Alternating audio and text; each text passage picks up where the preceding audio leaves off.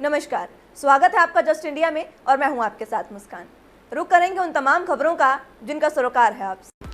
खबरों के प्रायोजक हैं आरोग्य मास्क लगाएं, कोरोना से सुरक्षित रहें। Oscar super speciality hospital and trauma centre, रंज किया showroom in Rohtak and Bahadurgarh. Showroom पर आएं, टेस्ट ड्राइव लें और गाड़ी बुक कराएं।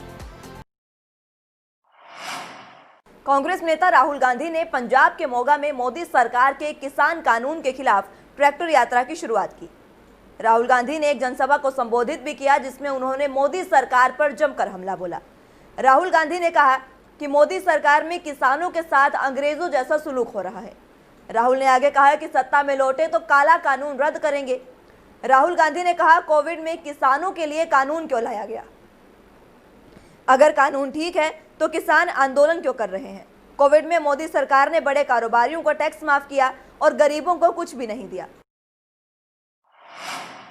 कांग्रेस सांसद और पूर्व राष्ट्रीय अध्यक्ष राहुल गांधी की खेती बचाओ यात्रा हरियाणा में 2 दिन तक चलेगी। 6 अक्टूबर को पिहोवा से शुरू होकर ये यात्रा 7 अक्टूबर को करनाल में संपन्न होगी। यात्रा को लेकर रविवार को नई दिल्ली के 15 रकाबगंज मार्ग स्थित वॉर रूम में हरियाणा कांग्रेस की बैठक हुई।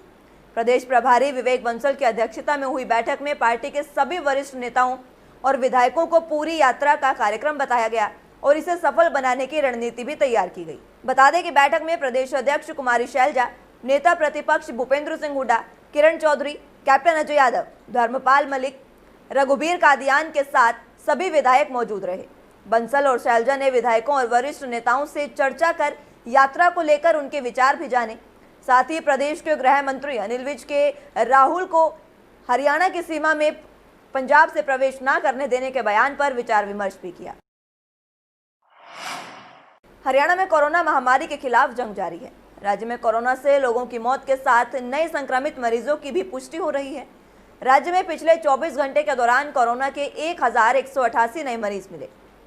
इस दौरान 1542 मरीजों ने कोरोना वायरस को मात दे दी है और ठीक होने के बाद अस्पतालों से डिस्चार्ज भी हुए हैं। पिछले 24 घंटे में हरियाणा में 25 लोगों की कोरोना से मौत हुई।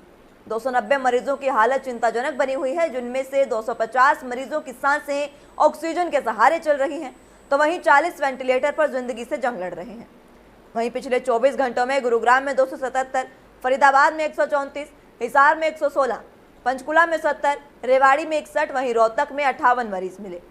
सोनीपत में 55, कुरुक्षेत्र में 51, अंबाला में 50, सिरसा में 48, करनाल में 43, भिवानी में 29, झज्जर में 38, नारनौल में 36 और यमुनानगर में 28 संक्रमित मिले हैं।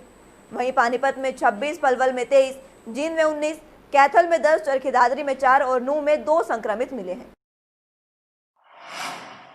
देश के प्रधानमंत्री नरेंद्र मोदी और गृह मंत्री अमित शाह की दीर्घायु और देश में फैली कोरोना महामारी से मुक्ति के लिए 5 दिवसीय महामृत्युंजय यज्ञ का आयोजन किया गया, जिस आयोजन का आज समापन हुआ है। और इस समापन में रोहतक के कार्यक्रम स्थल जैन जती में यज्ञ का समापन कराने के लिए राज्यसभा सांसद रामचंद्र जांगड़ और पूर्व सहकारिता मंत्री मनीष ग्रोवर मौके पर मौजूद रहे और यज्ञ में आहुति डालकर पीएम और गृह मंत्री के अच्छे स्वास्थ्य की कामना भी की।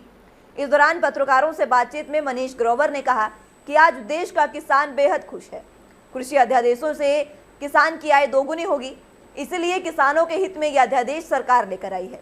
साथ ही मौके पर उन्होंने राहुल गांधी पर भी जमकर तंज कसा। किसान की फसल खेत में तैयार खड़ी थी, उसके बाद भी सरकार ने किसानों का गन्ना और सरसों यूँ पूरा मंडियों से आया और खाया, शुगर मिलों में आया।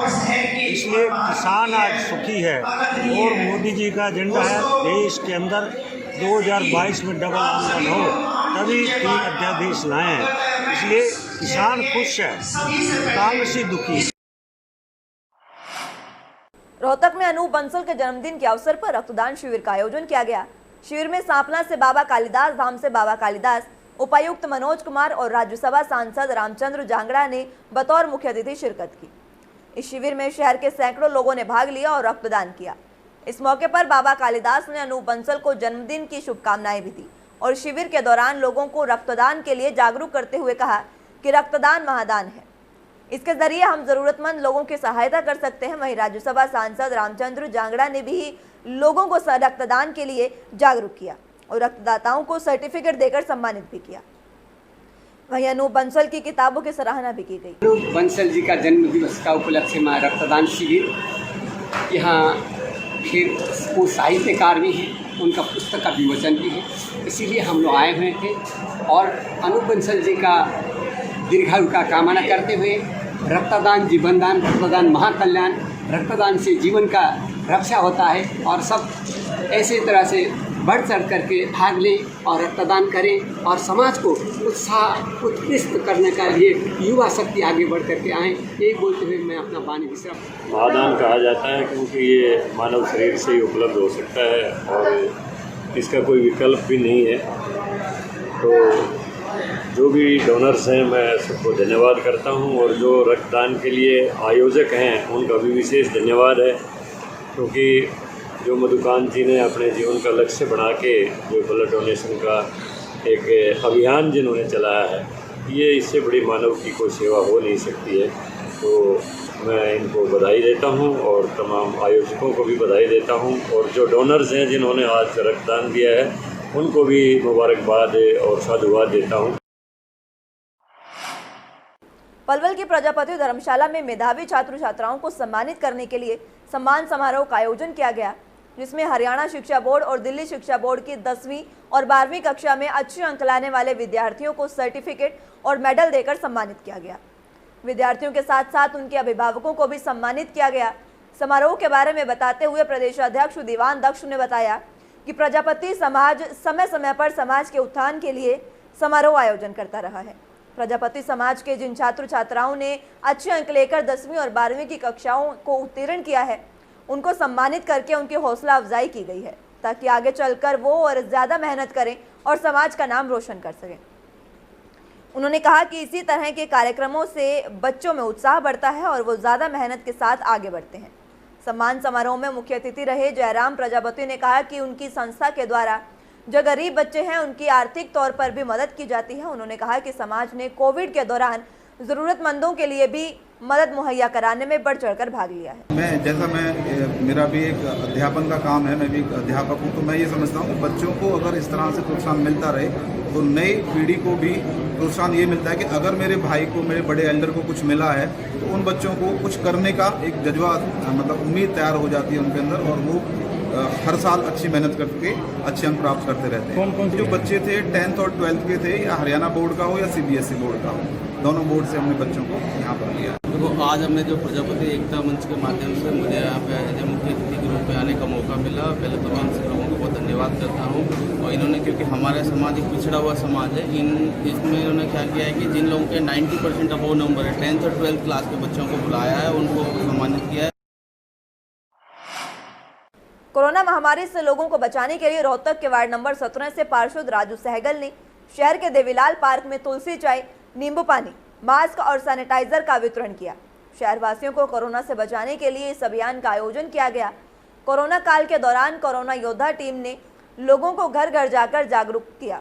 वहीं कोरोना काल में रोजगार कम होने के कारण लोगों को घर घर जाकर खाना भी बांटते हैं। इस कार्यक्रम के दौरान राजू सहगल ने शिरकत की और ताऊ देवीलाल की प्रतिमा पर पुष्प अर्पित किए। वहीं राजू सहगल ने लोगों को जागरूक करते हुए घर से बाहर कम से कम निकलने की अपील भी की और बाहर निकलते समय मास्क और सोशल डिस्टेंसिंग का पालन करने का भी अनुरोध किया। रोहतक के सिंहपुरा रोड पर स्थित सूर्य कॉलोनी में रहने वाले सूरज नामक युवक का शव उसी के घर पर संदिग्ध अवस्था में मिला। सूचना मिलते ही FSL की टीम और पुलिस मौके पर पहुंची। शुरुआती जांच में युवक के सर पर गहरी चोट के निशान बताए जा रहे हैं। बताते चले कि मृतक सूरज की ससुराल भी उसके घर के सामने ही है और सूरज ने लव मैरिज की थी। फिलहाल पुलिस पूरे मामले की छानबीन में जुटी है। 2 साल पहले हुई थी, मतलब शादी के बाद से मतलब ड्रिंक वगैरह करता था, ड्रिंक करके मारता पीटता भी था, ना तो कुछ काम करता था, मतलब कुछ खाने पीने का कुछ भी नहीं था। मेरी मम्मी चलाया करती सारा खर्चा।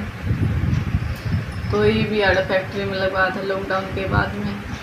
फिर 2-3 दिन बाद, मतलब पहले अपने घर पर गया था, उस दिन के बाद में मेंटली प्रॉब्लम हो रही थी। करते ही इसकी सूरज की सास ने बात करी कि ये सूरज तो हो गया पूरा।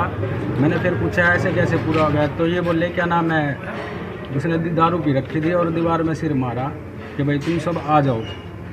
फिर उसके बाद हम सबके पास फ़ोन आया, फिर हम सब इकट्ठे हुए, फिर यहाँ आए। आने के बाद ये जल्दी कर रहे थे दाग की, तो उसके बाद सभी आ गए थे। ये सामान वगैरह इन्होंने दाग का सारा मंगा लिया था। क्या देखा आपने आके? यहाँ मैंने आके ये देखा कि इसको यहाँ लिटा रखा था, इनके जो बरांडा है उसमें लिटाया हुआ था। फिर ये कह रहे थे हम खोल के दिखाए, हमने मना कर दिया। क्या आपने देखा तो कोई चोट वोट का निशान नहीं, कुछ नहीं, पूरा ढक रखा था। गांव रतनगढ़ के पेट्रोल पंप पर 2 बाइक सवार ने लूट की वारदात को अंजाम दिया।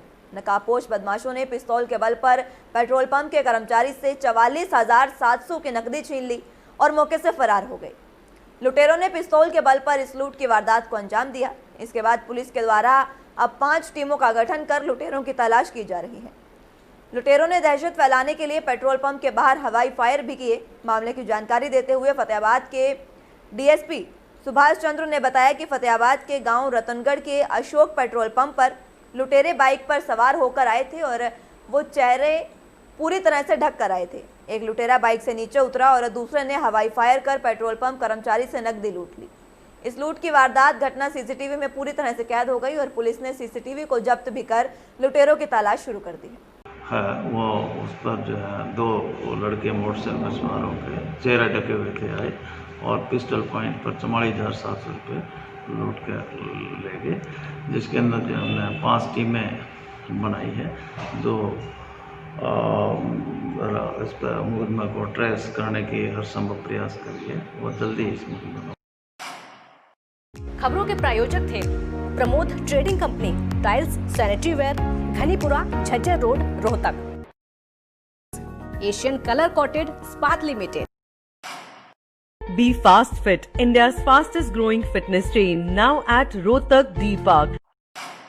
कोरोना महामारी से लड़ने के लिए आरोग्य मास्क लाया है आपके लिए सबसे आधुनिक मास्क। इसके साथ ही आपको मिलेगी आधुनिक पीपीई किट, वो भी बहुत ही सस्ते रेट पर।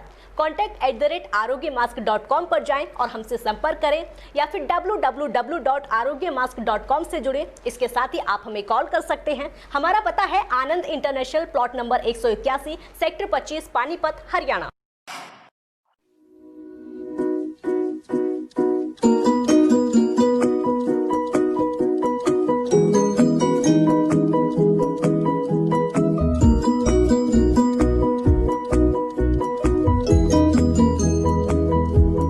मेडिफिल इंटरनेशनल, 7 शीतल कॉम्प्लेक्स, सुभाष नगर, रोहतक।